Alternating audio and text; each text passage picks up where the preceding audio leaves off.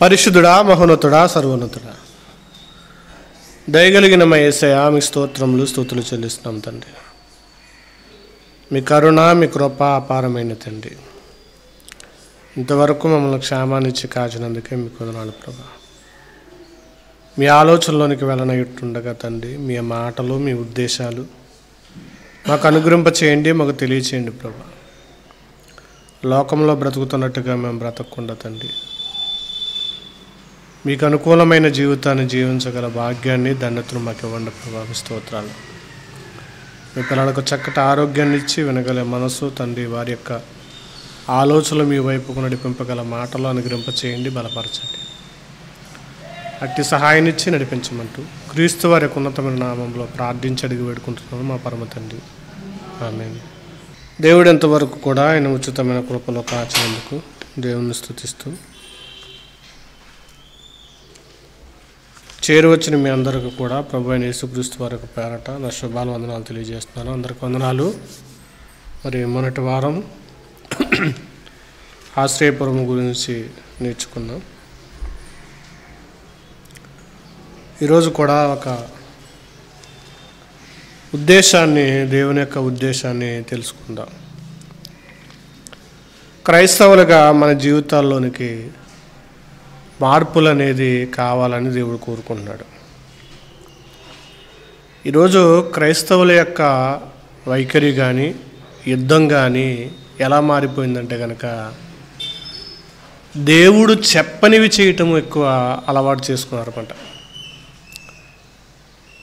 ఈరోజు సమాజంలోనికి వెళ్ళాల్సిన మాటలు, దేవుని గురించి బోధించాల్సిన మాటలు పోయి, సమాజంలో దేవుడు ఒక స్థాయిని చెబితే కనుక దాన్ని కాదు అని ఆపోజిట్ తీసుకోవడం ఎక్కువ మనుషులకు అలవాటు అయిపోయింది అన్నమాట. ఆపోజిట్ మాట. దేవుడు ఒక నియమాన్ని అనే దాన్ని ఎలా ప్రారంభించాడో, ఆ నియమాన్ని కూడా దేవుడే కొన్ని విషయాలు మార్చినట్టుగా కనపడుతుంది మనకి. సపోజు యుద్ధాల గురించి చూసుకుంటే కనుక, దేవుడు శత్రు శాసాన్ని ఏం చేయాలన్నాడంటే కనుక, ప్రారంభంలో నిర్మూలన చేయాలి. అంటే ఇశ్రాయేలీలు ఐగుప్తు నుండి రావడానికి, పాలు తేనెలు ప్రవహించే దేశానికి రావడానికి చాలా యుద్ధాలు జరగవలసి వచ్చింది. మోషే దగ్గర యుద్ధాలు జరిగినవి, ఆదికాండంలో యుద్ధాలు జరిగినవి, రాజుల గ్రంథాల్లో యుద్ధాలు జరిగినవి. ఇలా చూసుకుంటూ వస్తే కనుక యుద్ధాలు అనేవి, అనేక యుద్ధాలు జరగటం అనేది పాత నిబంధనలో బైబిల్ గ్రంథంలో ఒక వెంబడి ఒకటి కనబడుతూనే ఉంటుంది. అలా యుద్ధాలు దేవుడు ఎందుకు చేయమన్నాడంటే కనుక, శత్రు సైన్యం అనేది పెరగకూడదు. ఎందుకు శత్రు సైన్యం పెరగకూడదంటే కనుక, వాళ్ళ మీదకి దేవుడు కక్షతో కాదు, దేవుని ప్రజలైన వారు, ఇశ్రాయేలీయుల ప్రజలైన వారు ఒక లోకం నుండి, అంటే ఒక అలవాటుల నుండి వాళ్ళు వచ్చారు. ఐగుప్తు యొక్క అలవాటులు, ఐగుప్తు యొక్క ఆచారాలను చూశారు, ఐగుప్తు యొక్క పద్ధతులు అనేవి చూశారు. ఇప్పుడు చాలామంది చర్చిల్లోనే కొన్ని పద్ధతులు అనేవి ఉంటాయి. ఏంటి ఈ పద్ధతులు అంటే కనుక, వాళ్ళ యొక్క సంఘ స్థాపించిన నాయకులు ఎవరైతే ఉన్నారో వాళ్ళు కొన్ని పద్ధతులను పెడతారు. అవి ఇప్పుడు కూడా ఏమవుతుందంటే పాటిస్తున్నారు. కొన్ని చర్చిల్లోనికి వెళితే కనుక ఆరాధన క్రమం అనేది ఒక రకంగా ఉంటుంది. అలాగే కొన్ని సంఘాల్లోనికి వెళితే కనుక 3 చైర్స్ వేస్తారు. ఆ చైర్స్లో ఎవరిని కూర్చొనివ్వరు. మళ్ళీ ఒక ప్రత్యేకమైన ప్రదేశం ఉంటుంది. చర్చి కంటూ ఒక పైన ప్రత్యేకమైన ప్రదేశం, అది బలిపీఠం అని. మరలా దానికంటూ ఒక కింద స్థానం ఒకటి, మరలా కింద బాగా కిందకి ఇచ్చే చోటు కూడా ఉంటుంది. ఆ పై స్థానంలో ఏదైతే ఉందో అది ఎవరు వెళ్ళి కూర్చోరు, బాగా పై స్థానంలో. రెండో స్థానంలో అయితే కనుక ఆ పాస్టర్ గారు, ఆ సంఘానికి సంబంధించిన పాస్టర్ గారు, ఆ సియర్ గారు. మూడో స్థానం ఉంటుంది, బయట వేస్తారు, అలాగే సింగిల్గా వేస్తారు. అది ఎవరికంటే ఎప్పుడన్నా గెస్ట్గా వచ్చిన అలాంటి వాళ్ళకి ఎవరికైనా బోధ చేయడానికి అక్కడ మాత్రమే అనుమతిస్తారు, అక్కడ మాత్రం వాళ్ళ ప్రసంగం చేయడానికి. అవి ఎందుకంటే కనుక వాళ్ళ యొక్క మూలంలో ఉన్న లేదా పితరుల్లో ఉన్న ముందున్న బోధకులు ఏర్పాటు చేసిన విషయాలని చెప్తుంటారు. ఇలా ఇలా జరుగుతుంటూ వస్తున్నాయి. అంటే కొన్ని అలవాట్లు అనేవి వచ్చేస్తున్నాయి సంఘాల్లోకి. మరి ఇశ్రాయేలీలు ఐగుప్తులో నుండి వస్తున్నప్పుడు ఐగుప్తి యొక్క ఆచారాలు కానీ ఐగుప్తి విభిన్నమైన పద్ధతులు కానీ వాళ్ళ మైండ్లో ఉంటాయి. వాళ్ళ మైండ్లో ఉన్నప్పుడు ఇప్పుడు వారితో వస్తున్నప్పుడు వారితో కూడా ఈ ఐగుప్తులు ఎవరైనా కలిసి వస్తుంటే కనుక, వాళ్ళతో సహవాసం చేస్తుంటే ఏమవుతాయంటే కనుక వాళ్ళకి వీళ్ళ ఆలోచనలో వాళ్ళకి వీళ్ళ పద్ధతులు అనేవి వచ్చేస్తాయి. ఆ పద్ధతులు అనేది వారికి కనబడకుండా ఉండడానికి దేవుడు ఏం చేశాడంటే యుద్ధాన్ని అనే దాన్ని ప్రకటించాడు. యుద్ధం చేసి చంపండి, వాళ్ళని యుద్ధం చేసి చంపండి, శత్రువులు అనేవారు ఉండకూడదు. అందుకనే సమూయేలు మొదటి గ్రంథంలో కూడా కనబడుతుంది. సమూయేలు మొదటి గ్రంథం ఆ విషయం మనకు కనబడుతుంది. సమూయేలు మొదటి గ్రంథం 15వ అధ్యాయంలో కూడా దేవుడు చెప్తున్న విషయం చాలా ఉన్నవి.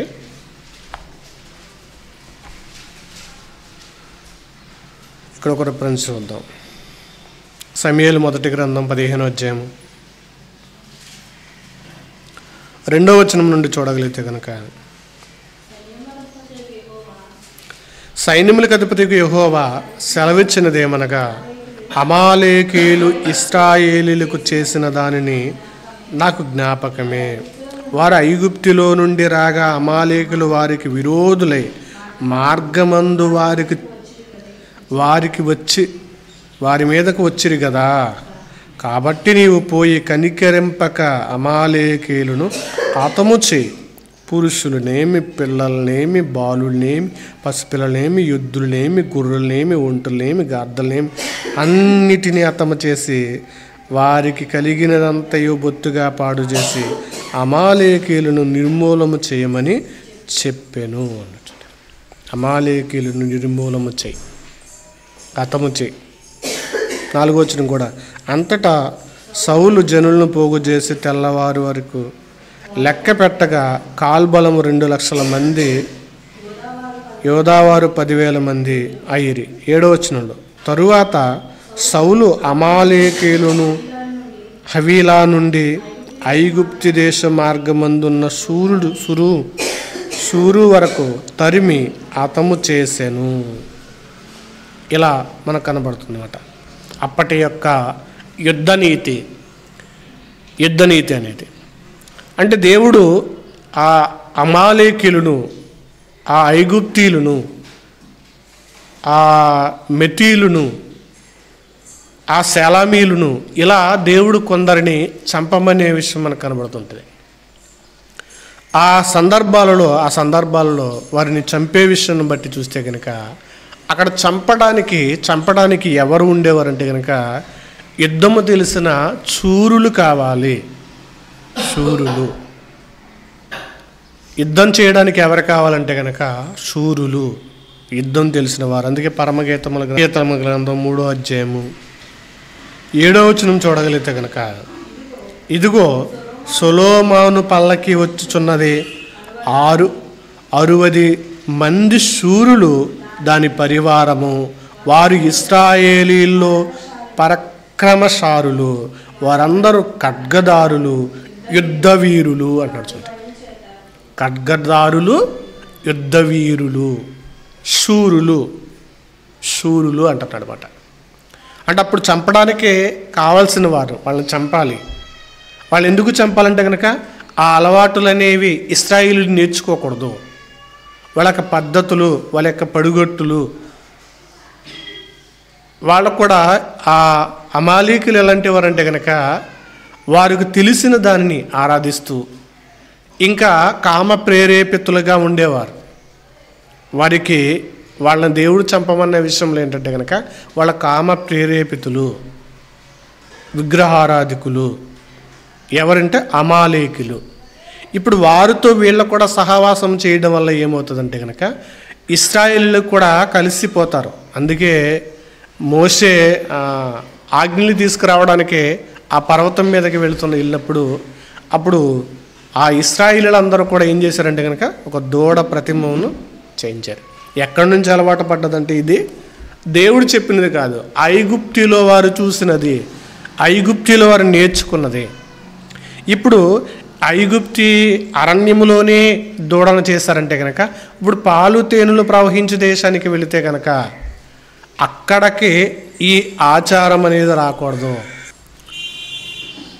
దేవుడు వారిని ఎందుకు హతము చేయమన్నాడంటే కనుక, వారు కూడా అదే ఆలోచనలోనికి వెళ్ళి వారు కూడా ఇశ్రాయేలీయులు కూడా పాడైపోతారు ఐగుప్తులోనికి వెళ్ళిన తర్వాతని దేవుడు వాళ్ళకి చూపించిన యుద్ధం.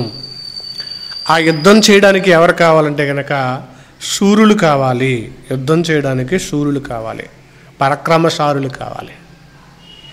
అలా పరాక్రమశారులు యుద్ధవీరులు అనేవారు అప్పటి తరంలో ఉన్నారు. పాత నిబంధనలో జరిగే యుద్ధాలు, పాత నిబంధనలో చంపే విషయాలు. మరి దేవుడు అదే విషయాన్ని లేదా అదే పద్ధతిని ఇప్పుడు కూడా పాటించమన్నాడంటే లేదు. ఇప్పుడు దేవుడు పెట్టిన పద్ధతి లేదా దేవుడు పెట్టిన యుద్ధం అనేది ఎలా ఉందంటే కనుక, ఒక కొత్త తరానికి దేవుడు ఏం చేశాడంటే కనుక నాంది పలికాడనమాట. యుద్ధం అనేది ఎలా ఉండాలి అంటే కనుక, ఒక మనిషిని చంపటం అనేది అప్పుడు ఆ చంపే విషయాన్ని ఆ దేవుడు ఎందుకు చంపమన్నాడు అన్న విషయాన్ని మనం చూసాం. ఆ వ్యక్తుల యొక్క ఆలోచన పద్ధతి నేర్చుకోకుండా ఉండాలి. వీళ్ళ పాలు తేనెలు ప్రవహించిన తర్వాత వాళ్ళకు కూడా అదే భావజాలాలు రాకూడదన్న దేవుడు దేశాలతో అమాలేకీలను దేవుడు ఏం చేయమన్నాడంటే చంపమన్నాడు. మరి ఇప్పుడు క్రొత్త నిబంధన ప్రకారముగా యేసుక్రీస్తు వారు ఏం చేయమన్నారనే విషయాన్ని మనం చూస్తే కనుక, అంటే ఇప్పుడు సూర్యులైన వారు ఎలా ఉండాలంటే కనుక, ఇప్పుడు కూడా దేవుని యొక్క రాజ్యం ఎలా ఉందంటే కనుక యాజక సమూహముగా ఉందని దేవుడు చెప్పాడు. ఇప్పుడు కూడా యుద్ధమే. అందుకే ఇప్పుడు కూడా దేవుని యొక్క సైన్యం అనే దాంట్లో దేవుని యొక్క రాజ్యము ఎలా ఉందంటే కనుక దేవుని సైన్యముగానే ఉంది. దేవుని రాజ్యము సైన్యములాగా లేదా దేవుని యొక్క ప్రజలు యుద్ధశూరులుగానే ఉన్నారు. అందుకే పేతురు రాసిన పత్రికలో దేవుడు అంటాడు, పేతురు రాసిన పత్రిక 2వ అధ్యాయం 9వ వచనం, అయితే మీరు చీకటిలో నుండి ఆశ్చర్యకరమైన తన వెలుగులోనికి మిమ్మల్ని పిలిచిన వాని గుణాతిశయములను ప్రచురము చేయు నిమిత్తము ఏర్పరచబడిన వంశము, రాజులైన యాజక సమూహము, పరిశుద్ధ జనమైన దేవుని సొత్తైన ప్రజలు. దేవుని యాజక సమూహము, యుద్ధ సైన్యము. దేవుని యాజక సమూహము, దేవుని యుద్ధ సమూహము ఎలా ఉండాలి? దేవుని ప్రజలు ఎలా ఉండాలి? క్రైస్తవ ప్రజలు ఎలా ఉండాలి? దేవుని నియమం ఎలా ఉండాలి? దేవుని యొక్క యుద్ధ నీతి ఎలా ఉండాలనేది దేవుడు మనకి కొన్ని విషయాలు చెప్తున్నాడు అనమాట. అంటే ఇప్పుడు యుద్ధం చేయడానికి దానికి తరిపీదిచ్చే వ్యక్తి కావాలి, మూల వ్యక్తి అంటారు. ఆ మూల వ్యక్తి ఎవరంటే కనుక యేసుక్రీస్తు ప్రభులు వారు భూమి మీదకి వచ్చిన తర్వాత ఆయన చెబుతున్న సంగతులు మనం చూడగలిగితే కనుక, ఈ నీతి గనక మనం పాటిస్తే కనుక మనము కూడా శూరులుగా యుద్ధము ఎలా చేయాలనేది తెలుస్తుంది. అందుకే ఇంకా ఆయన చెప్పక ముందుగా ఎఫెసీయులకు రాసిన పత్రిక కూడా చూద్దాం ఒకసారి. యేసుక్రీస్తు వారి దగ్గరికి వెళ్ళక ముందుగా ఎఫెసీయులకు రాసిన పత్రిక 6వ అధ్యాయము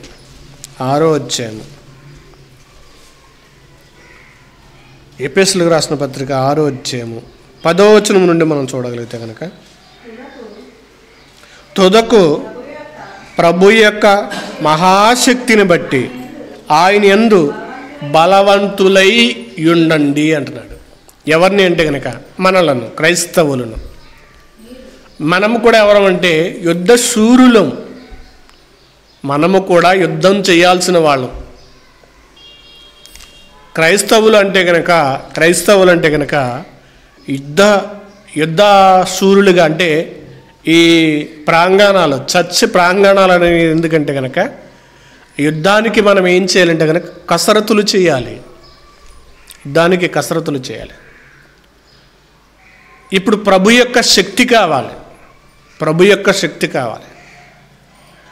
అప్పుడు యుద్ధం చేయాలంటే కనుక బాహ్య శక్తి కావాలి. అప్పుడు ఇదిగో మీరు సైన్యముగా వెళ్ళండి. 8,000 మంది, 6,000 మంది, 3,000 మంది. గిద్యోనుతో ఆ 70 మంది సరిపోతారు వెళ్ళు. ఇలా జనాభాను బట్టి చూపిస్తుంటాడు. దావీదు దగ్గరకు వచ్చేటప్పటికి దావీదు ఒక్కడే వెళ్తాడు యుద్ధానికి. క్రమేణా మారిపోతుంది యుద్ధంలోనికి వెళుతున్న సైనికులు. క్రమేణా సంఖ్య మారుతుంది. వాళ్ళు వెళ్ళేది ఎలా వెళ్ళారంటే కనుక తమ యొక్క శక్తి బలము చేత, అంటే శారీరక బలము చేత ఏం చేశారంటే వాళ్ళు యుద్ధానికి వెళ్ళారు. మరి ఇప్పుడు యుద్ధానికి వెళ్ళాల్సింది, యుద్ధం చేయాల్సింది దేని నిమిత్తము లేదా ఎలాగంటే కనుక మొదట అన్నాడు, తుదకు ప్రభు యొక్క మహాశక్తిని బట్టి ఆయన యందు బలవంతులై ఉండండి. తుదకు మహాశక్తి, ఆయన యందు బలవంతులు అవ్వాలి. ఆయన దగ్గర ఉంది బలం. ఈరోజు యుద్ధం చేస్తున్న వాళ్ళు అంటే సమాజంలో యుద్ధం చేస్తున్నారు. ఈరోజు క్రైస్తవులే కొట్టుకోవడం అనేది జరుగుతుంది. కొన్ని విభిన్నమైన బోధలు చేసి ఇదిగో వాళ్ళ యొక్క బోధ తప్పైనా సరే ఒప్పని చెప్పడానికి వీళ్ళ వీడియో పెట్టడం, వాళ్ళ రైట్ అని వాళ్ళ వీడియో పెట్టడం, ఇలా ఒకరికొకరు ఏం చేస్తున్నారంటే కనుక ఒకరికొకరు కొట్టుకునే పరిస్థితులు అనేవి మన సమాజంలో ఉన్నవి. దేవుని యొక్క శక్తిని తీసుకోవడం కానీ, దేవుని యొక్క ప్రభావం బట్టి బలవంతులయ్యేవారుగా లేరు. దేవుని యొక్క శక్తి వల్ల బలవంతులయ్యేవారు కనబడట్లే. ఎలా కనబడుతున్నారంటే కనుక శారీరక యుక్తిని మాత్రమే ఉపయోగిస్తున్నారు. శారీరక యుక్తిని ఉపయోగించడం వల్ల వినేవాళ్ళకి బాగుంటుంది, చెప్పేవాడు కూడా గొప్పగా ఫీల్ అవుతాడు శారీరక యుక్తిని తీసుకోవడం వల్ల. మరి దేవుడు చెప్తున్నది ఏంటంటే యుద్ధ నియమంలో, మన యొక్క యుద్ధంలో ప్రభు యొక్క మహాశక్తి ఉండాలి. అది ఎలా ఉంటుందంటే ప్రభు యొక్క శక్తి ఎలా ఉంటుందంటే చెప్తాను తర్వాత. మీరు అపవాది తంత్రములను ఎదురించుటకు శక్తిమంతులగునట్లు దేవుడిచ్చు సర్వాంగ కవచములను ధరించుకునిడి.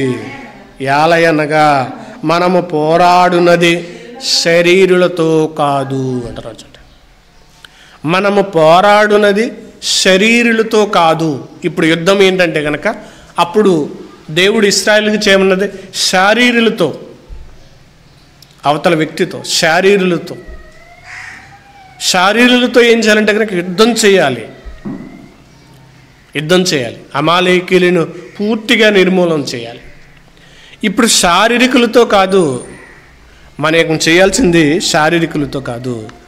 మనం ఏమొచ్చేంటే ప్రధానులు, అధికారులు, ప్రస్తుత అంధకార సంబంధమైన లోకనాథులతోనూ ఆకాశ మండలమందున్న దురాత్ముల సమూహములతోనూ పోరాడుచున్నాము. దురాత్ముల సమూహము, అంధకార సంబంధులు. ఇప్పుడు మనము క్రైస్తవుల యొక్క యుద్ధ నియమంలో రావాల్సింది ఏంటంటే కనుక ప్రభు యొక్క శక్తి. మనం పోరాడుతుంది ఎవరితోనంటే శరీరులతో కాదు. మనము పోరాడుతున్నది దురాత్మ సమూహములతో. ఇప్పుడు ఆ యుద్ధ నీతికి ఎలా చేయాలన్నది ఎవరు నేర్పించారంటే కనుక యేసుక్రీస్తు ప్రభులు వారు చెబుతున్న విషయాలు మనం చూస్తే కనుక మత్తయి సువార్త 5వ అధ్యాయము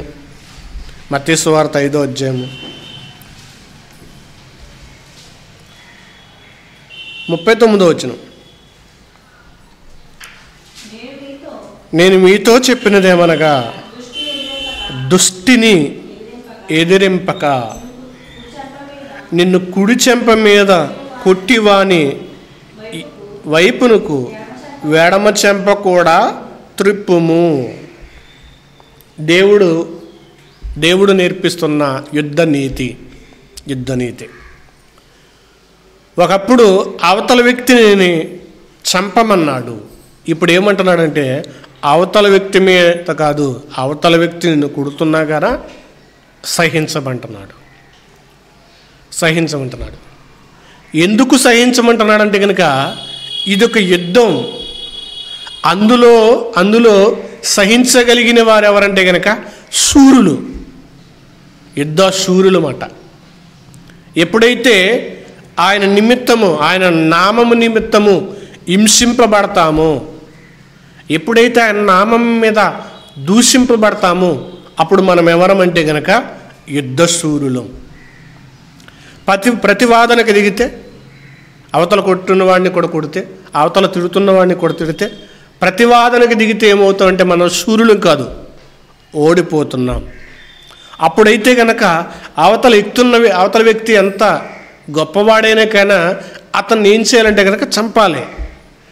యేసుక్రీస్తు వారు ఆ నియమాన్ని ఏం చేస్తున్నారంటే కనుక మార్చుతున్నారు. ఇప్పుడు యేసుక్రీస్తు వారి యొక్క ఈ నియమం ఏమిటంటే కనుక అవతల వ్యక్తి యొక్క మార్పు కోసం,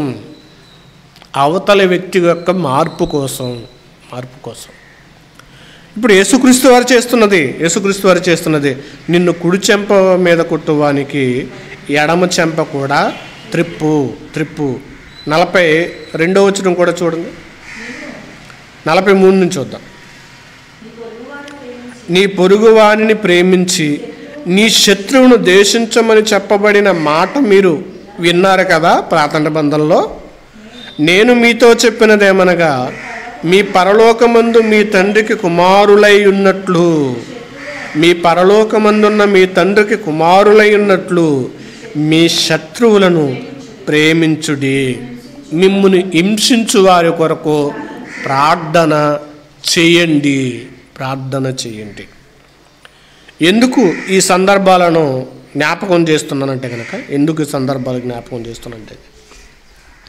ఈరోజు క్రైస్తవుల పట్ల జరుగుతున్న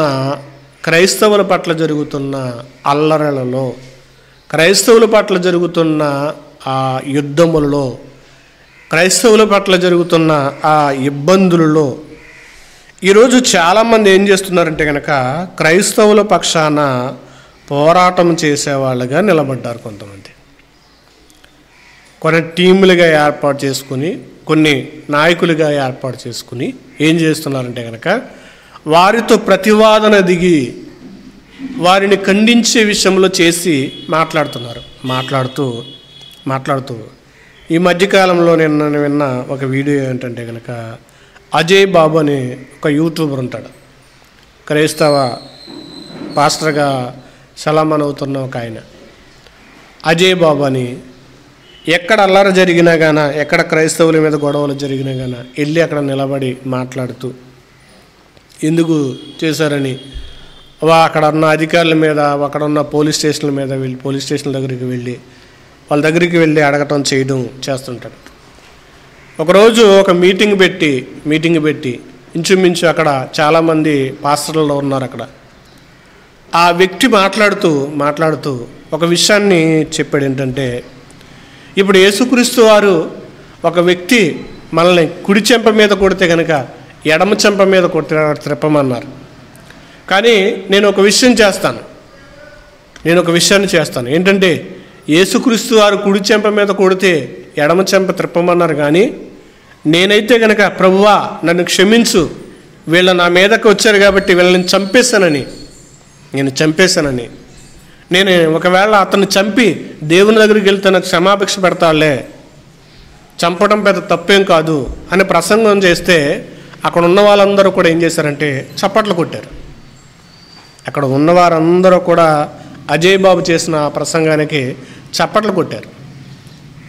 అంటే ఇప్పుడు అక్కడ ఉన్న వాళ్ళ యొక్క ఆలోచన అంతా కూడా ఇప్పుడు యేసుక్రీస్తు వారు చెప్పిన రిఫరెన్స్ ఏమైపోతుందంటే కంప్లీట్గా మూసేస్తున్నారు.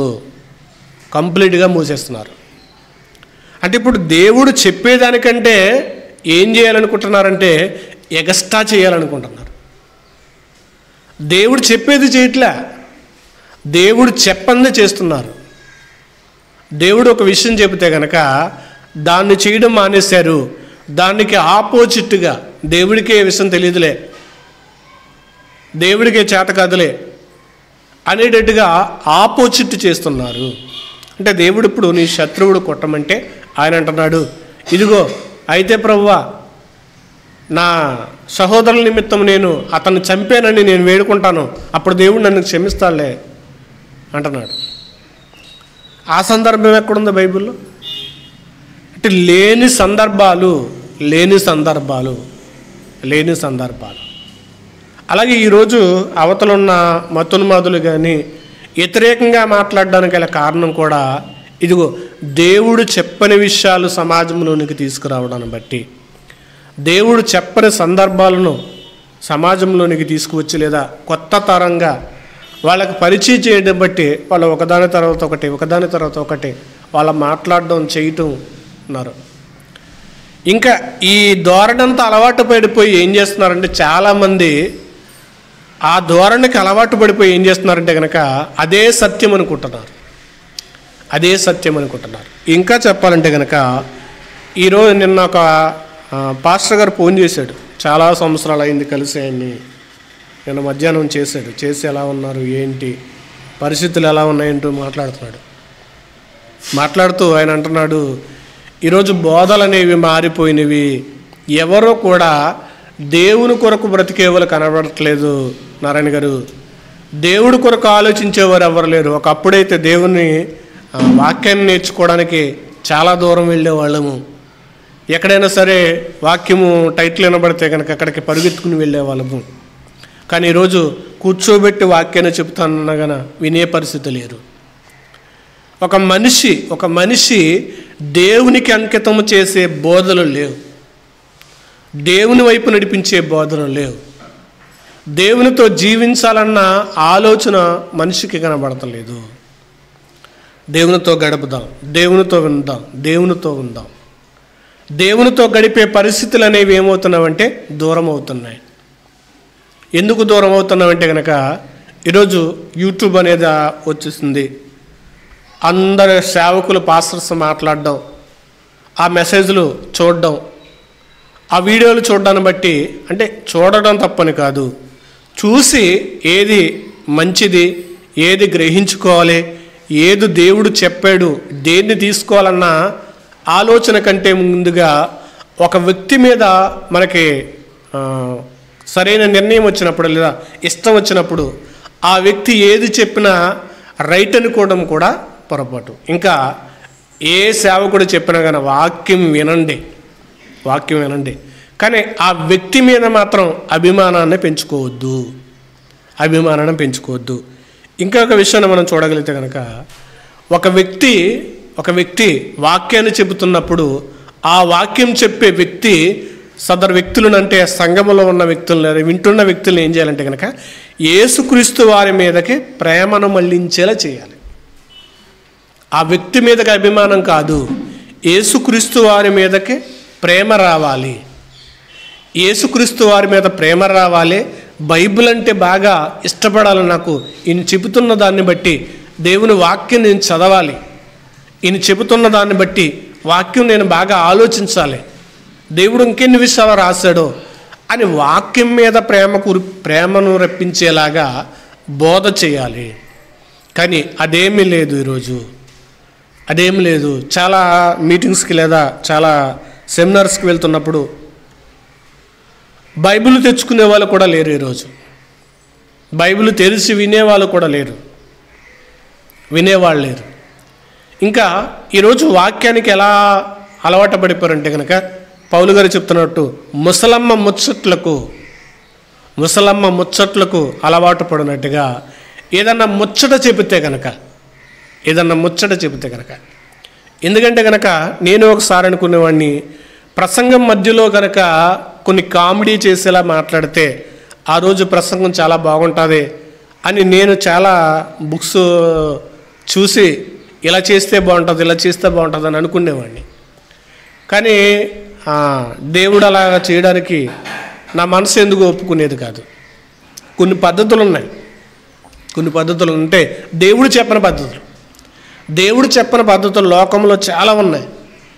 అవి కనుక చేస్తే కనుక, అలా చెప్పగలిగితే కనుక చాలా బాగా చెప్పారు, చాలా బాగుంది అని మెచ్చుకునే వాళ్ళు ఉంటారు. ఈరోజు జనాభా కూడా ఎలా ఉన్నారంటే కనుక అలాంటి పరిస్థితులకి ఏమైపోయారంటే అలవాటు పడిపోయారు. ఇప్పుడు దేవుని యొక్క సువార్త ఎలా ఉండాలంటే కనుక ఆ థాట్స్ మనకు రావాలి. దేవుడు ఇది చెప్పాడు కదా, ఇది మనం ఎందుకు చేయకూడదు, ఇది చెప్పంది అతను ఎందుకు చెప్తున్నాడు, తన ఉద్దేశం ఎందుకు చెప్తున్నాడు అన్న మైండ్ సెట్లోకి రావాలి. దేవుడు చెప్పేది దేవుడు చాలా విషయాలు, ఇదిగో నువ్వు ఎదుటి వారికి ఇచ్చేది కూడా తెలియకూడదన్నారు. ఇప్పుడు ఏం చేస్తున్నారు? ఇచ్చేవి కూడా ఇదిగో మేము సాయం చేస్తున్నాం. ఈరోజు విజయవాడ మునిగిపోయిన ప్రాంతాలకు చాలామంది సాయం చేస్తున్నారు. కేపాల్ అంటున్నాడు, మీరు ఎంతమంది ఉన్నారు పాస్టర్లు, బయటికి రండి, మీరేం చేయరేంటి అని అడుగుతున్నాడు. చాలామంది వాళ్ళకి కనిపించాలని చేసేవారు ఉన్నారు, వాళ్ళ పేరు కోసం చేసేవాళ్ళు ఉన్నారు. దేవుడు నీ ఎదుటివాడికి సాయం చేస్తే కనుక అది తెలియకూడదు అని ఖచ్చితంగా చెప్పినప్పుడు మరి అది ఇంకా ఎందుకు కనబడతలేదంటే కనుక చాలామంది అంటారు, నువ్వు చేసేది అవతల వాడికి తెలిస్తే కనుక చేస్తాడు, నిన్ను చూసి చేస్తాడు అంటున్నారు. ఇది ఎక్కడదే? అది దేవుడు చెప్పాడా? దేవుడు చెప్పలేదు. దేవుడు చెప్పే విషయంలో ఒక మనిషి లోబడట్లేదు. ఒకటి, దేవుని యొక్క శక్తిని అసలు మనిషి కోరుకోవట్ల, దేవుని శక్తిని అసలు నమ్మట్ల.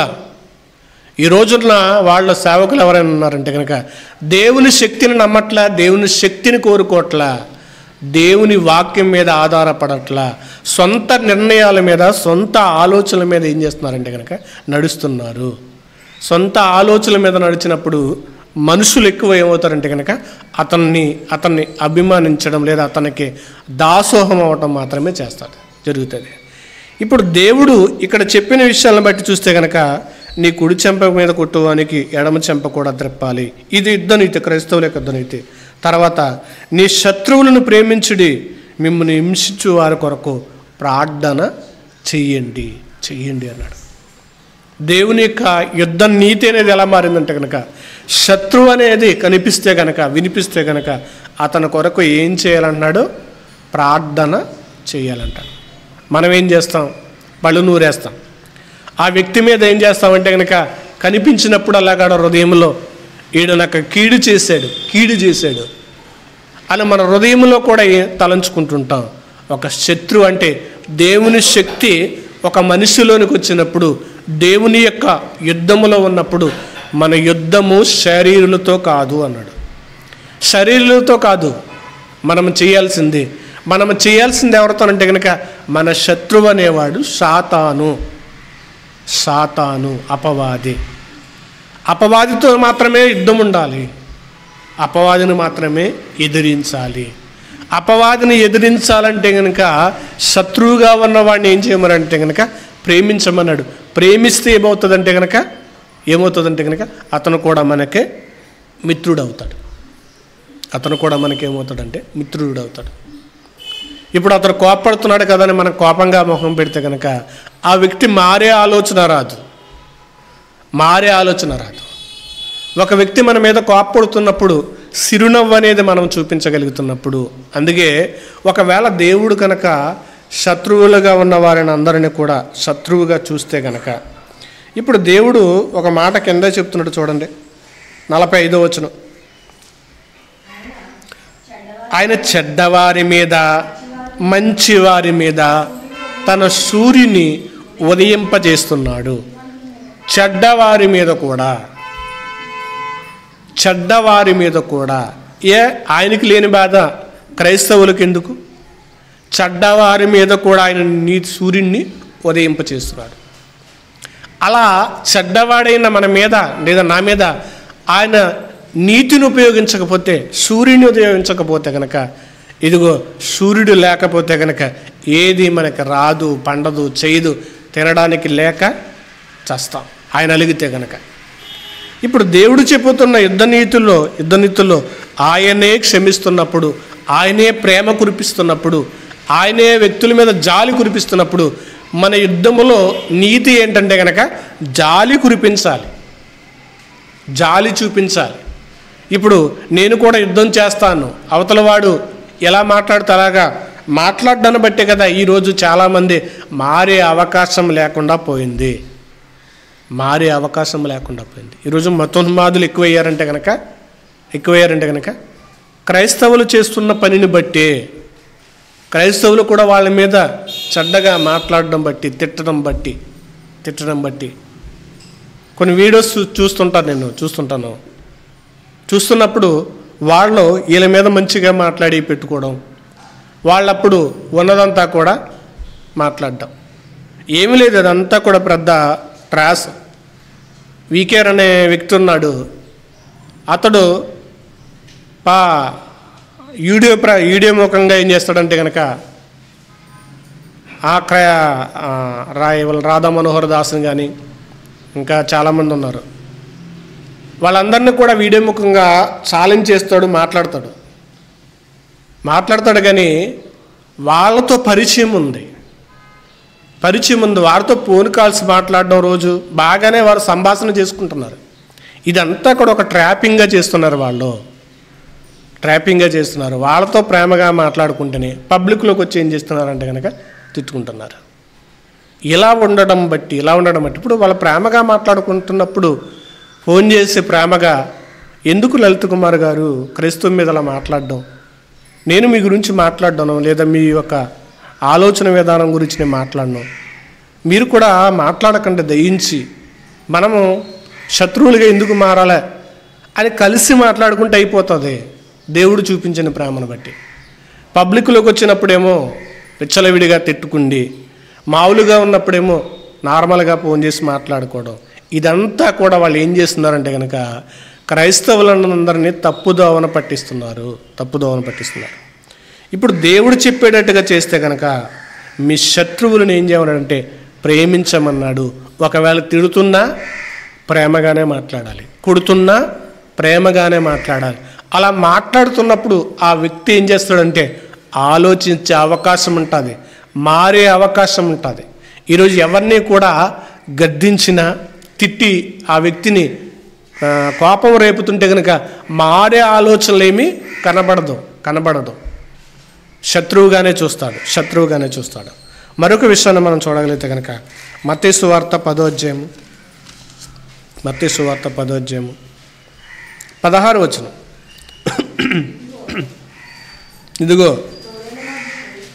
ఇదిగో తోడేళ్ల మధ్యకు గొర్రెలను పంపునట్టుగా నేను మిమ్మును పంపుచున్నాను.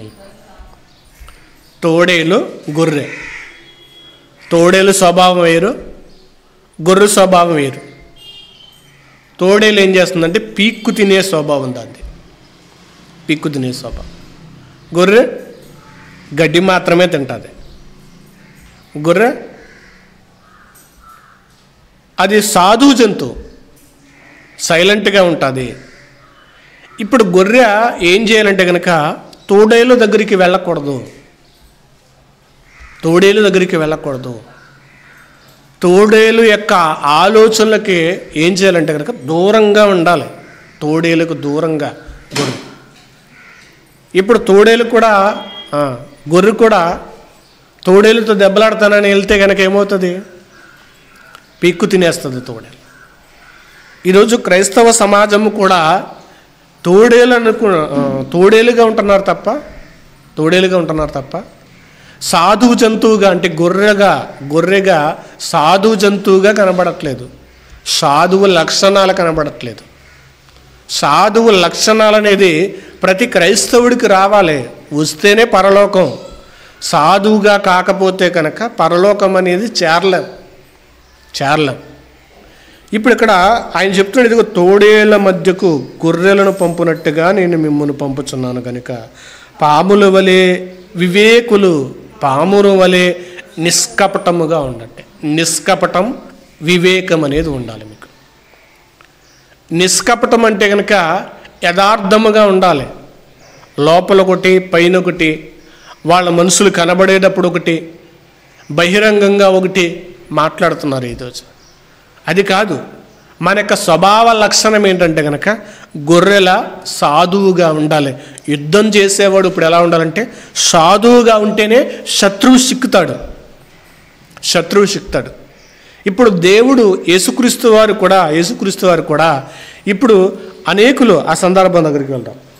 సాధువుగా ఉంటేనే కానీ రక్షింపబడలేం. రోమిలకు రాసిన పత్రిక 16వ అధ్యాయం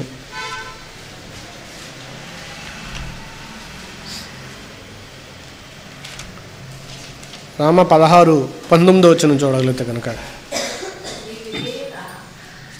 మీ విధేయత అందరికీ ప్రచురమైనది గనుక మిమ్మును గూర్చి సంతోషిస్తున్నాను అంటున్నాడు పౌలు గారు. మీ విధేయత అందరికీ ప్రచురమైనది గనుక మిమ్మును గూర్చి సంతోషిస్తున్నాను అంటున్నాడు. ఏది విధేయత? అవతల ఒకడు ఒక మాట అంటే 4 మాటలు అంటాం, ఇది విధేయత. అవతల వాడు తిడుతున్నాడు కాబట్టి నువ్వు కూడా తిట్టడం, ఇది విధేయత అంటే కనుక ఇది దేవుడు చెప్పింది కాదు. తిట్టడం అనేది మీ విధేయత అందరికీ ప్రచురమైనది కనుక మిమ్మును గూర్చి సంతోషించున్నాం. మీరు మేలు విషయమై జ్ఞానులను, కీడు విషయమై నిష్కపటులనై ఉండవలనని కోరుచున్నాను అంటున్నారు. మేలు విషయంలో అంటే మేలు చేసే విషయంలో జ్ఞానముగా ఉండాలి. కీడు విషయంలో నిష్కపటం రావాలి. మనకి నిష్కపటం అంటే కపటము లేనివారుగా ఉండాలి. ఒకవేళ కీడు విషయంలో అంటే కీడు చేయడానికి మన క్రైస్తవులకు ఆమోదం లేదు, ఆజ్ఞ లేదు కీడు చేయడానికి. మరి వ్యక్తి కీడు చేస్తే కనుక నిష్కపటముగానే ఉండాలి. ఇంకా యెహెజ్కేలు గ్రంథము 22వ అధ్యాయము, యెహెజ్కేలు గ్రంథము 22వ అధ్యాయము 27వ వచనం.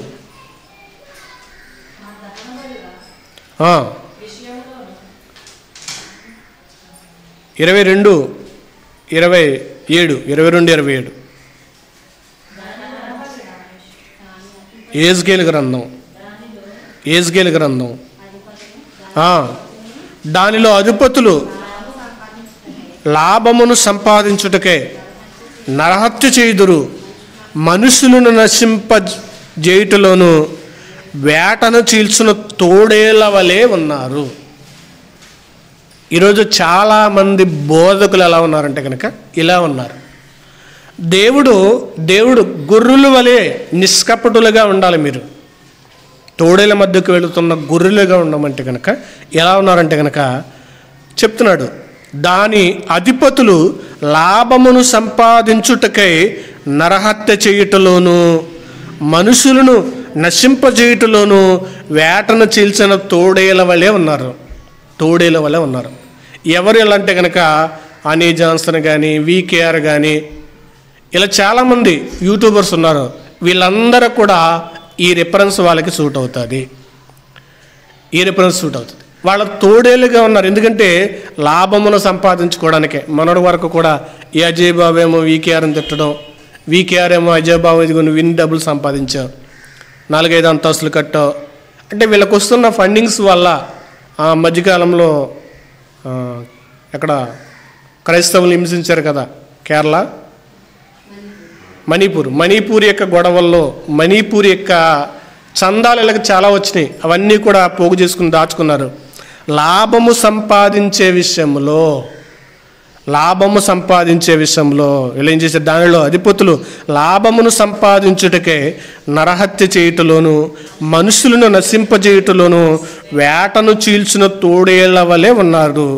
మరియు దాని ప్రవక్తలు వ్యర్థమైన దర్శనములను కనుచు యెహోవా ఏమీ సెలవీయనప్పుడు ప్రభువైన యెహోవా ఎలాగూ సెలవిచ్చుచున్నాడని చెప్పుచు ఒట్టి శోధి గ్రాండ్లుగా జనులను కట్టిన మట్టి గోడలను గచ్చిపోత పూయివారై ఉన్నారు. జనులు ఎలా తయారు చేస్తున్నారంటే కనుక గచ్చిపోతలాగా ఒక మట్టి గోడలా చేసి, అంటే వీళ్ళు సాయం చేస్తున్నారు కదా, ఇలా చేస్తున్నారు కదా, మేలు చేస్తున్నారు కదా, ఇది ఇలా యుద్ధం చేస్తున్నారు కదా వీళ్ళ క్రైస్తవుల పక్షాన అని వాళ్ళ సంపాదించుకుంటే ఎలా ఉన్నారంటే తోడేళ్ల స్వభావముగా మారిపోయారు వీళ్ళు. దేవుడు చెప్పేది ఏంటి? తోడేళ్ల మధ్యకి మిమ్మల్ని గొర్రెల వలె పంపిస్తున్నాను, సాధువులుగా మారండి. మీ విధేయత అందరికీ ప్రచురమైనది కనుక మిమ్మల్ని గూర్చి సంతోషించున్న మీరు మేలు విషయంలో జ్ఞానులను, కీడు విషయంలో నిష్కపటమై ఉండవలనని కోరుచున్నాను అంటున్నాడు. నిష్కపటులై ఉండాలని కోరుచున్నాను కీడు విషయంలో. ఇప్పుడు ఎలా ఉన్నారంటే కనుక తోడేళ్ల మాదిరిగా ఎవరున్నారంటే కనుక వీళ్ళు అయిపోతున్నారు. ఎందుకని? దేవుని శక్తిని తీసుకోవటం లేదు, దేవుని నీతిని తీసుకోవటం లేదు, సొంత నీతి సొంత అభిప్రాయాలకు తీసుకోవడం బట్టి ఇలా మారుతున్నారు. ఇలా యుద్ధము చెయ్యొద్దన్నాడు దేవుడు. ఇంకా యేసుక్రీస్తు ప్రభుల వారి యొక్క నీతి నియమాలను మనం చూడగలిగితే కనుక ముగించేస్తాం. మత్తయి సువార్త 26వ అధ్యాయము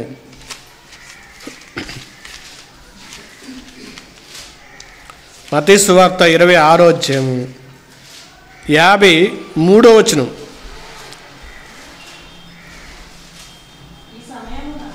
ఈ సమయమున మీరు నా తండ్రిని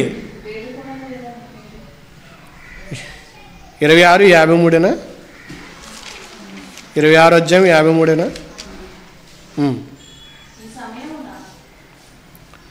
ఈ సమయమున నేను నా తండ్రిని వేడుకొనవలననియు వేడుకుని ఎడల ఆయన 12 సేనాయూహముల కంటే ఎక్కువ మంది దూతలను ఇప్పుడే నాకు పంపుడనియు వేడుకొనిచున్నావా? ఇక్కడ పేతురు అంటే యేసుక్రీస్తు వారిని పట్టుకోవడానికి వచ్చినప్పుడు యేసుక్రీస్తు వారు వాళ్ళ దగ్గరికి వెళ్ళి ఏం చేస్తున్నారంటే కనుక సరెండర్ అయిపోతున్నప్పుడు యేసుక్రీస్తు వారే సైన్యాన్ని తీసుకోవటం లేదు. ఎందుకని? యేసుక్రీస్తు వారు వాళ్ళ మీద తిరగబడితే కనుక, లేకపోతే వాళ్ళతో యుద్ధం చేస్తే కనుక అక్కడ ఉన్న సైన్యాలు వచ్చి ఇశ్రాయేలు దేశంలో ఒక్క మనిషిని కూడా లేకుండా చంపగలరు.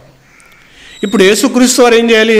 అందరికీ రక్షణ రావాలి, నా ద్వారా అందరికీ మార్గం అవ్వాలి, నా సిలువ యాగం అనేది అందరికీ ఏమవ్వాలంటే కనుక పరిచయం అవ్వాలి. ఇదే నియమము, అందరికీ ఇదే నియమము. ఇప్పుడు యేసుక్రీస్తు వారి దాన్ని పట్టుకోవడానికి వచ్చినప్పుడు పేతురు చెవి తెగ నరికినప్పుడు, పేతురు నన్ను తక్కువగా అంచనా వేసావా? కత్తి చేత పట్టుకోమన్నాను కానీ కత్తితో నరకమని నేను చంపలా. ఎందుకంటే యేసుక్రీస్తు వారే కత్తి జూలి పట్టుకోండి అన్నాడు. అక్రమకారుల్లోగా ఎంచబడినట్టుగా కత్తి కొని ఉంచుకో అన్నాడు. కత్తి కొనమన్నాను కానీ కత్తితో యుద్ధం చేసే ఆ నియమాన్ని నేను మీకు నేర్పలేదు. కత్తితో యుద్ధం చేసే ఆ పద్ధతి మీకు నేర్పలేదు. ఇదిగో యేసుక్రీస్తు వారిని పట్టుకోవడం. పేతురు, నేను వేడుకుంటే కనుక 12 సేనా వ్యూహాలు వస్తాయి. ఒక్కొక్క సేనాకి 6,000 యోధులు. 12 సేనా వ్యూహాలంటే కనుక 72,000 మంది అక్కడ వస్తే కనుక ఆ సైనికులు ఎంతమంది వచ్చారు యేసుక్రీస్తు వారిని పట్టుకోవడానికి? కొంచెం మందే వచ్చారు యేసుక్రీస్తు వారిని పట్టుకోవడానికి. ఇప్పుడు యేసుక్రీస్తు వారి యొక్క ఆ నీతి అంటే యుద్ధం అనే దాన్ని ఏం చేస్తున్నాడు అంటే కనుక శిష్యుల దగ్గరే అంతం చేయాలి. ఒక వ్యక్తి నన్ను పట్టుకోవడానికి వచ్చాడు, నన్ను తీసుకుని వెళ్తున్నాడు. ఇదిగో జైలుకి వెళ్ళినా గాన నేను, లేదా చంపబడినా గాన పర్లేదు, కానీ ఏం చేయకూడదు? యుద్ధం అనేది ఎదుటి వ్యక్తితో చేయకూడదు అనే ఒక నీతిని యేసుక్రీస్తు వారు అక్కడ ఏం చేశారంటే బోధించారు. ఒక నీతిని బోధించారు. తర్వాత మనం చూడగలిగితే కనుక లూకాసు వార్త 22వ అధ్యాయము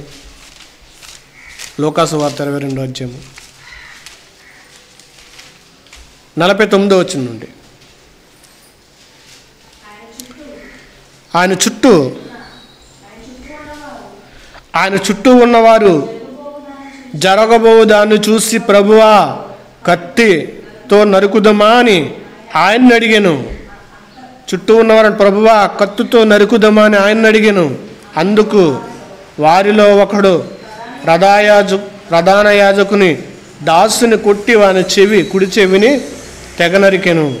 అయితే యేసు ఈ మట్టుకు తాళుడని చెప్పి వాని చెవి ముట్టి బాగు చేసెను. యేసు తన్ను పట్టుకుని వచ్చిన ప్రధాన యాజకులతోనూ దేవాలయపు అధిపతులతోనూ పెద్దలతోనూ, మీరు బందిపోటు దొంగల మీదకు వచ్చినట్టుగా కత్తులతోనూ గుదిలతోనూ బయలుదేరి వచ్చితిరా? నేను అనుదినము మీ చెంత దేవాలయంలో ఉన్నప్పుడు మీరు నన్ను పట్టుకునలేదే. అయితే ఇది మీ గడియ, అంధకార సంబంధమైన అధికారమును అన్నారు. చూడండి, ఇక్కడ యేసుక్రీస్తు వారిని కూడా పట్టుకోవడానికి వచ్చినప్పుడు చెప్తున్నారు, ఇదిగో నరుకుదమా అంటే వద్దు అంటున్నాడు. నరికే శిక్షణ మనది కాదు. ఎందుకంటే కత్తి చేత పట్టుకున్నవాడు కత్తి చేత కోల్చబడతాడు. కత్తి పట్టుకోవద్దు, ఆయుధం పట్టుకోవద్దు. ఒక వ్యక్తిని మార్చే పద్ధతి, ఒక వ్యక్తితో యుద్ధం చేసే పద్ధతి ఇది కాదు అని యేసుక్రీస్తు వారిని పట్టుకోవడానికి వచ్చినప్పుడే శిష్యులతో చెబుతున్నాడు. సమాజానికి అర్థమయ్యేలాగా ఆయన చెప్తున్నాడు. అందుకే మార్కు సువార్త 14వ అధ్యాయము, మార్కు సువార్త 14వ అధ్యాయము 41వ వచనం కూడా చూడండి.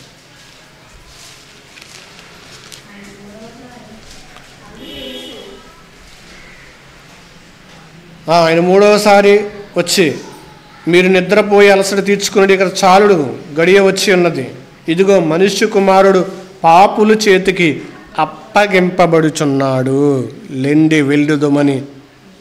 ఇదిగో నన్ను అప్పగింపబడు వాడు సమీపంలో ఉన్నాడని చెప్పాను అన్నట్టు. శత్రువుని బంధించడానికి లేదా శత్రువును బంధించడానికి కాకుండా యేసుక్రీస్తు వారి అక్కడ ఏం చేస్తున్నారంటే కనుక బందీ అవుతున్నాడు. వాళ్ళకి సమీపం అవుదాం. అందుకే గొడవ జరుగుతున్నప్పుడు ఇరు వ్యక్తులలో ఒకరు సమాధానంగా ఉంటే కనుక, నిశ్శబ్దంగా ఉంటే కనుక, ఆ వ్యక్తి తిట్టి ఏమవుతాడంటే సైలెంట్ అయిపోతాడు.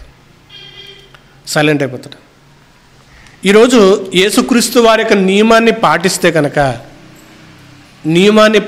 కనుక యేసుక్రీస్తు వారి యొక్క పద్ధతిని పాటిస్తే కనుక ఎంతమందినైనా కానీ రక్షించవచ్చు. ఇంకా క్రైస్తవులైన వారికి చెప్పాల్సిన విషయం ఏంటంటే కనుక, ఈరోజు రాధా మనోహర దాస్ కానీ, లలిత్ కుమార్ కానీ,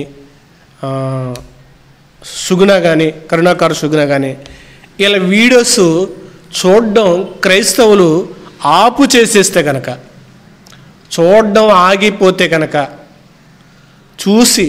చూడడం ఆపేసి చూసిన వాళ్ళకి ప్రత్యుత్తరం ఇవ్వకుండా ఉంటే కనుక వాళ్ళే సైలెంట్ అయిపోతారు. మరొకసారి కొన్ని రోజులు మాట్లాడిన తర్వాత వాళ్ళు సైలెంట్ అయిపోతారు, మాట్లాడరు. ఇంకా ఇప్పుడు వీళ్ళు ఏం చేస్తున్నారంటే కనుక వీళ్ళు మాట్లాడడం వాళ్ళు మాట్లాడడం గొడవ రేగుతుంది తప్ప నిశ్శబ్దం అవటం లేదు. ఇప్పుడు శత్రువుని కూడా ఏం చేయమంటున్నాడు అంటే కనుక మార్చడానికి ప్రయత్నం చేయమంటున్నాడు. శత్రువుగా ఉన్న వాడిని కూడా ఏం చేయమంటున్నాడంటే మార్చమంటున్నాడు. అందుకే నేను నా సలహా ఏంటంటే, వాళ్ళ వీడియోస్ చూడడం మానేసి సమాధానం చెప్పడం మానేస్తే కనుక ఎన్ని మాట్లాడుతున్నా వీళ్ళు ఏంటి రెస్పాండ్ అవట్లా, ఏమైంది వీళ్ళకి ఖచ్చితంగా ఆలోచిస్తారు. వాళ్ళకి ఆలోచించుకునే స్కోప్ ఇవ్వట్లేదు ఈరోజు. వాళ్ళకి ఆలోచించుకునే స్కోప్ ఇవ్వకపోవడం బట్టి వాళ్ళు ఏం చేస్తున్నారంటే కనుక కత్తులు తీస్తున్నారు, వీళ్ళు కూడా కత్తులు తీస్తున్నారు. ఈ యుద్ధం వల్ల ఏమవుతుందంటే కనుక అమాయకులైన వారు బలైపోతున్నారు. దేవుని యొక్క సరికొత్త నియమం ఏమిటంటే కనుక, అప్పుడున్న యుద్ధ నియమంలో శత్రువును చంపి నిర్మూలన చేయాలి. ఈరోజు శత్రువుని ఏం చేయాలంటే కనుక మార్చాలి. శత్రువుని మార్చాలి. ఈరోజు ఆయన ఎరగని యొక్క వ్యక్తులను ఏం చేయాలంటే కనుక ఆయన దగ్గరికి నడిపించాలి. ఇది దేవుడు చెప్పిన నియమం. ఈ నియమాన్నంతా కూడా ఏం చేస్తారంటే కనుక పక్కన పెట్టేసి దేవుడు చెప్పని పద్ధతులన్నీ కూడా ఈరోజు సమాజంలోనికి తీసుకొచ్చి రుద్దడం బట్టి ఎక్కువ మంది వాటికి ఆకర్షితులవుతున్నారు. దేవునికి సమీపం అవ్వటలేదు. దేవుడు ఆయన యొక్క ఎఫెసీయులకు రాసిన పత్రిక చదివి ముగించేస్తాను. ఎఫెసీయులకు రాసిన పత్రిక 6వ అధ్యాయము 10వ వచనం. తుదకు ప్రభు యొక్క మహాశక్తిని బట్టి ఆయన యందు బలవంతులై ఉండండి. తుదకు ప్రభు యొక్క మహాశక్తి, ప్రభు యొక్క శక్తి. ఇప్పుడు దేవుని యొక్క శక్తిని బట్టి బలవంతులు అవట్లేదు. దేవుని శక్తి ఎక్కడ ఉంటుంది? మనిషి సొంత ఆలోచన తీసుకుని సొంత నిర్ణయం తీసుకుని మనిషి సొంతముగా ఏం చేస్తున్నాడంటే ప్రయత్నం చేస్తున్నాడు. దేవుని నియమం ఏంటంటే కనుక ప్రభు యొక్క శక్తికి బట్టి అపవాదితో ఏం చేయాలంటే కనుక పోరాటం చేయాలి. అపవాది కట్టిన కోటలు, అపవాది పెట్టిన ఆ పాపపు ఒక నియమాన్ని ఏం చేయాలంటే కనుక చంపాలి. పాపపు ఒక నియమం నుండి మనిషిని ఏం చేయాలంటే కనుక చంపాలి, మార్చాలి. ఎందరో ఈరోజు పాపం వల్ల చనిపోయి నరకానికి వెళ్ళిపోతున్నారనే కదా యేసుక్రీస్తు వారి యొక్క ప్రాణం పెట్టాల్సి వచ్చింది. అనేకులు చనిపోతున్నారు. ఇదిగో ఒకప్పుడు ఇశ్రాయేలుని కాపాడడానికి వాళ్ళకి లోకంలో ఉన్న అలవాటులు వచ్చేస్తున్నాయని ఇదిగో యుద్ధమని ప్రకటిస్తే ఈరోజు లోకంలో ఉన్న వాడిని దేవునిలోనికి నడిపించడానికి, లేదా లోకంలో ఉన్నవాడు దేవుని తెలుసుకోవడానికి కొరకే యేసుక్రీస్తు వారు సిలువ ఎక్కాల్సిన పని వచ్చింది. లేకపోతే ఆయన కూడా యుద్ధాన్ని ప్రకటించేవాడు కదా, ఆయన కూడా యుద్ధం చేసేవాడు కదా. ఆయన యుద్ధం ఎందుకు చేయలేదంటే కనుక ఆయన ప్రాణత్యాగం ఎందుకు చేశాడంటే ప్రాణత్యాగం వల్లనే ఒక మనిషి మారుతున్నాడు. ఆయన ప్రాణత్యాగం వల్లనే ఒక వ్యక్తి రక్షింపబడుతున్నాడు. అదే చెప్పాడు, నీ శత్రువు నిన్ను కొడితే కనుక వెడమ చెంపకూడదు తిప్పుము. నీకు శత్రువైన వాడిని నువ్వేం చేయాలంటే కనుక ప్రేమించు, వాని కొరకు ప్రార్థించు. ఇది దేవుడు చెప్పిన నియమము. ఈ నియమాన్ని ఏం చేస్తున్నారంటే పక్కన పెట్టి యుద్ధం అనే దాన్ని మరొక రీతిగా తీసుకొస్తున్నారు. ఇప్పుడు క్రైస్తవులుగా ఉండవలసింది ఏంటంటే ప్రభు యొక్క శక్తిని కోరుకోండి. ప్రతి నిత్యము కూడా సమయం దొరికే కొలది ప్రార్థించినప్పుడు ఒక మనిషిని మార్చాలంటే కనుక దేవుని యొక్క శక్తి మన మీద ఉండాలి. మన మీద ఉంటేనే అవతల వ్యక్తితో మాట్లాడగలం. అవతల వ్యక్తిని దగ్గరికి వెళ్ళి దేవుని యొక్క మాటలు అందించగలం. అది అందించాలంటే కనుక ప్రభు యొక్క శక్తి కావాలంటే కనుక ఇదిగో ఆయనతో గడపటము, ఆయన దగ్గర ప్రార్థించటము, ఆయన దగ్గర మోకరించటము, ఆయనతో సహవాసము చేయటం ఉన్నప్పుడు ఇదిగో ఒక వ్యక్తికి ధైర్యముగా దేవుని వాక్యాన్ని బోధించగలం. అందుకే యేసుక్రీస్తు వారితో అంటారు శిష్యులు, ఇదిగో మీరు సమాజ మందిరంలోనికి వెళ్ళినప్పుడు ఇదిగో మిమ్మల్ని అధికారులు ఈడ్చుకెళ్ళినప్పుడు ఏం మాట్లాడదామని తలంచొద్దు, అక్కడ నేనే మాట్లాడిస్తాను. ఎందుకంటే కనుక శిష్యులు అపోస్తులందరూ కూడా యేసుక్రీస్తు వారి బాటలోనే నడిచారు. సువార్త ప్రకటించారు. యేసుక్రీస్తు వారి త్యాగాన్ని ప్రకటించారు. యేసుక్రీస్తు వారి సిలువను ప్రకటించారు. అనేక మందిని ఏం చేశారంటే కనుక మార్చారు. అనేక మందిని యేసుక్రీస్తు వారికి సమకూర్చారు. ఈరోజు యేసుక్రీస్తు వారి త్యాగం లేదు, యేసుక్రీస్తు వారి యొక్క ప్రయాస లేదు. అన్నీ కూడా ఇష్టానుసారంగా మాటలు మాట్లాడడం బట్టి ఎవరిని కూడా ఒక వ్యక్తిని రక్షించే పరిస్థితి పోయింది. అందుకే ప్రభు యొక్క శక్తిని సంపాదించుకుందాం. ఆయన యొక్క శక్తి మనతో ఉన్నప్పుడు ఒక వ్యక్తిని రక్షించే ప్రభావాన్ని దేవుడు మనందరికీ దయచేయలాగిన ప్రార్థన చేసుకుందాం. పరిశుద్ధుడా, ప్రేమగల తండ్రి, మీ మహోన్నతమైన నామానికి స్తోత్రాలు తండ్రి. మీ పిల్లలుగా తండ్రి మీ సన్నిధిలో తండ్రి మీ శత్రువులైన వారిని కొడితే కనుక కుడి చెంప కూడా చూపించమన్నారు. మీ శత్రువులకి మీరు వారి మీద పగ చూపించకుండా వారిని క్షమించండి అంటున్నారు తండ్రి. ఆ ఆలోచన విధానం తండ్రి, మా జీవితాల్లో మేము కనపరిచే భాగ్యాన్ని దయచేయండి ప్రభా.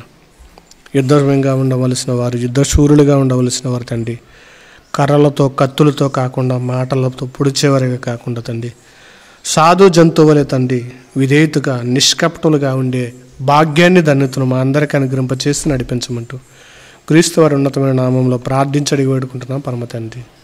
ఆమేన్.